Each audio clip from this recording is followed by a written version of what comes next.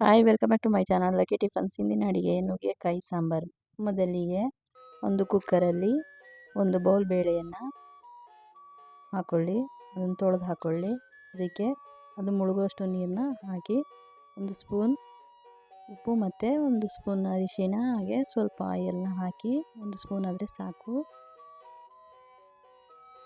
ಅದನ್ನು 3 ವಿಷಲ್ ಮಾಡ್ಕೊಳ್ಳಿ. ಹಾಗೆ ಒಂದು ಮಿಕ್ಸಿ ಜಾರಿನಲ್ಲಿ 2 ಟೊಮೊಟೊ ಹಣ್ಣು, 1 ಈರುಳ್ಳಿ ಹಾಗೂ 3-4 ಎಸಳು ಬೆಳ್ಳುಳ್ಳಿ ಮತ್ತು ಒಂದು ಅರ್ಧ ಬೌಲು ತೆಂಗಿನ ತುರಿನ ಹಾಕ್ಕೊಂಡು 1-2 ಸ್ಪೂನು ಖಾರದ ಪುಡಿ ಹಾಕ್ಕೊಂಡು ರುಬ್ಕೊಳ್ಳಿ. ನಂತರ ಒಂದು ಪ್ಯಾನಲ್ಲಿ 1-2 ಸ್ಪೂನ್ ಆಯಿಲ್ ಹಾಕ್ಕೊಳ್ಳಿ. ಅದಕ್ಕೆ ಒಂದು ಕಟ್ ಮಾಡಿದ ಈರುಳ್ಳಿನ ಹಾಕ್ಕೊಳ್ಳಿ, ಸ್ಲೈಸ್ ಆಗಿ ಕಟ್ ಮಾಡ್ಕೊಳ್ಳಿ. ನಂತರ ಒಂದು ಟೊಮೆಟೊ ಹಣ್ಣನ್ನು ಸೇಮ್ ಅದೇ ರೀತಿ ಕಟ್ ಮಾಡಿ ಹಾಕ್ಕೊಳ್ಳಿ. ಸ್ವಲ್ಪ ಫ್ರೈ ಮಾಡಿ. ಹಾಗೆ ನಾನಿಲ್ಲಿ ಒಂದು 5-6 ನುಗ್ಗೆಕಾಯಿನ ಕಟ್ ಮಾಡಿ ಹಾಕ್ಕೊಂಡಿದ್ದೀನಿ, ಹಾಗೂ ಒಂದು ಆಲೂಗೆಡ್ಡೆನ ಸ್ವಲ್ಪ ರುಚಿಗೆ ಹಾಕ್ಕೋಬೇಕು ನೋಡಿ. ಇವಾಗ ಅದನ್ನು ಹಾಕ್ಕೊಂಡು ಫ್ರೈ ಮಾಡ್ಕೊಳ್ಳಿ. ಬೇಳೆ ಜೊತೆನೇ ಹಾಕಬೇಡ್ದು, ಅದನ್ನು ಸಪ್ರೇಟಾಗಿ ಹಾಕ್ಕೋಬೇಕು ನೋಡಿ. ಇವಾಗ ರುಬ್ಬಿದ ಮಿಶ್ರಣವನ್ನು ಹಾಕ್ಕೊಂಡು ಚೆನ್ನಾಗಿ ಮಿಕ್ಸ್ ಮಾಡ್ಕೊಳ್ಳಿ. ಅದಕ್ಕೆ ಸ್ವಲ್ಪನೇ ನೀರು ಹಾಕ್ಕೊಂಡು ಚೆನ್ನಾಗಿ ಬೇಯಿಸ್ಕೊಳ್ಳಿ. ತುಂಬ ನೀರು ಹಾಕಬೇಡಿ, ಈಗ ಬೇಯಲ್ಬಿಡಿ ನೋಡಿ. ಇವಾಗ ಬೇಳೆ ಬೆಂದಿದೆ, ಅದನ್ನು ಸ್ವಲ್ಪ ಮ್ಯಾಶ್ ಮಾಡ್ಕೊಳ್ಳಿ.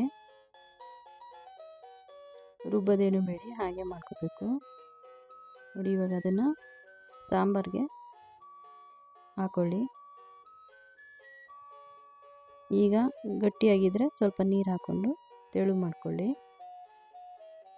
ಒಂದು ತೋಳೆ ಈ ಹುಣಸೆ ಹಣ್ಣನ್ನು ಕಿವುಚ್ಬಿಟ್ಟು ಹಾಕ್ಕೊಳ್ಳಿ. ನಂತರ ರುಚಿಗೆ ತಕ್ಕಷ್ಟು ಉಪ್ಪನ್ನು ಹಾಕ್ಕೊಳ್ಳಿ.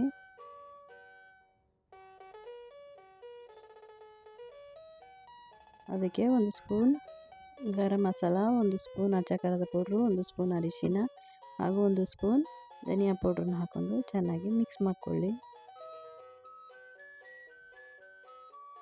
ಈಗ ಕೊತ್ತಂಬರಿ ಸೊಪ್ಪು ಕೂಡ ಹಾಕ್ಕೊಳ್ಳಿ. ಈಗ ಬೇಯ್ತಾ ಇದೆ, ಇದಕ್ಕೆ ಒಂದು ಒಗ್ಗರಣೆ ಹಾಕೋಬೇಕು.